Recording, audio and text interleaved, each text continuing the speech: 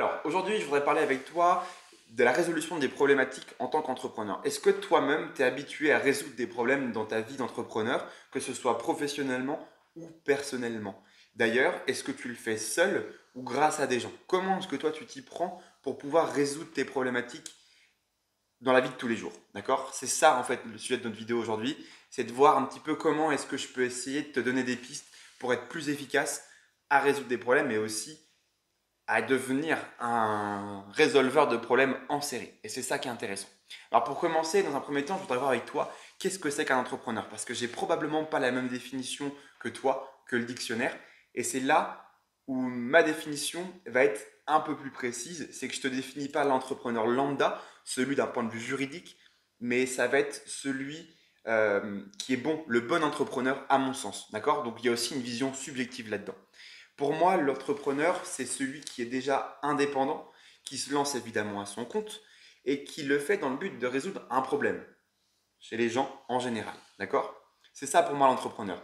En fait, ça a comme conséquence euh, une indépendance financière, une indépendance en hiérarchie, une indépendance géographique, mais aussi le résultat, c'est du bonheur. Tout ça sont des choses qui ne doivent pas être visées à but premier, mais qui seront le résultat de nos actions en fait. C'est ça qu'il faut comprendre et c'est ça qui est super important.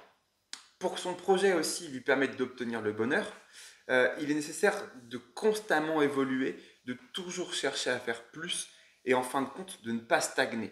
Mais celui qui stagne, comme je dis toujours, c'est celui qui coule. Parce que si tu stagnes, tu finis par ne plus prendre les informations sur ta thématique, le domaine, et généralement nos domaines évoluent. Et donc du coup, si tu stagnes, bah, tu t'améliores pas et tu coules parce que les gens trouveront des gens qui seront justement améliorés et ils sauront te remplacer. Petit point également du coup sur le bonheur.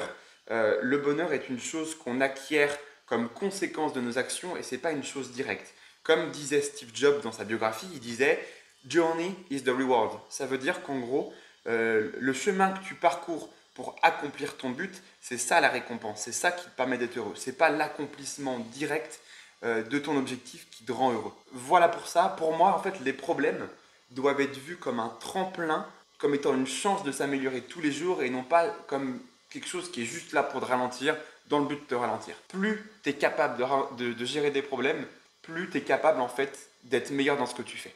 Maintenant, je vais te parler des différentes capacités nécessaires pour devenir un solveur de problèmes. Alors pour ça, j'en vois 4 et une petite bonus, on va en parler. Dans un premier temps, c'est le savoir. Si je te demande de réparer ma courroie de distribution sur ma voiture et que tu n'es pas habitué à le faire et que tu ne connais rien en mécanique, a priori, tu auras beaucoup de mal. Donc c'est bien quand même d'avoir des connaissances au moins dans le sujet sur lequel tu vas essayer de résoudre ton problème. Deuxième chose, c'est la méthodologie. Si demain, par exemple, moi j'ai un problème sur mon site, j'ai un message d'erreur qui s'affiche et que je ne suis pas un grand développeur, bah, je vais prendre le message d'erreur et je vais le mettre dans Google. C'est ça qui va m'aider moi à trouver une solution parce qu'il y a peut-être déjà un type qui est passé par là, qui a eu ce problème-là et qui pourra m'expliquer comment est-ce que lui a réussi à résoudre ce problème. Troisième point, c'est les outils. Si tu dois mettre les mains dans le cambouis et que tu n'as pas le bon outil, ça va être très compliqué. Si demain je te demande de réparer à nouveau ma courroie de distribution, mais tu dois le faire main nue, bon courage. Donc pareil, avoir les bons outils, c'est quelque chose d'important. Quatrième point, ça va être l'autonomie ou l'indépendance. Alors ça dépend si tu travailles en équipe ou pas. L'indépendance, c'est celui qui se débrouille tout seul et qui a besoin de personne pour faire ses choses. L'autonomie, c'est celui qui va travailler en groupe et qui saura agir par lui-même tout seul derrière. D'accord? C'est deux points qui sont importants selon ta situation, si tu es en équipe ou pas. Et du coup, le petit point bonus, bah, c'est d'avoir les bons contacts. Des fois, il y a des gens qui peuvent t'aider parce que tu as déjà vécu, eux ont déjà vécu le problème et ils sauront te mettre sur la bonne piste pour pouvoir te dire, bah voilà, c'est comme ça que tu vas pouvoir commencer à trouver la solution à ton problème. Donc du coup, commence par là. Et c'est ça qui permet des fois de nous débloquer. Je vais finir sur ce petit point par rapport aux compétences avec une situation que j'aime beaucoup. C'est une de Nelson Mandela qui disait dans la vie, soit j'apprends, soit je gagne, je ne perds jamais. Et c'est ça en fait qu'il faut avoir comme mantra en tant qu'entrepreneur. C'est qu'il faut prendre les problèmes à bras le corps et les voir comme une chance en fait, de s'améliorer constamment. Du coup, j'espère que cette vidéo t'aura plu, t'aura pu apprendre des choses quand même, et que si jamais tu as quoi que ce soit à me dire et que tu as aimé cette vidéo ou pas, bah, n'hésite pas à me le dire en commentaire. Je t'ai posé deux questions dans la vidéo, n'hésite pas à me le dire.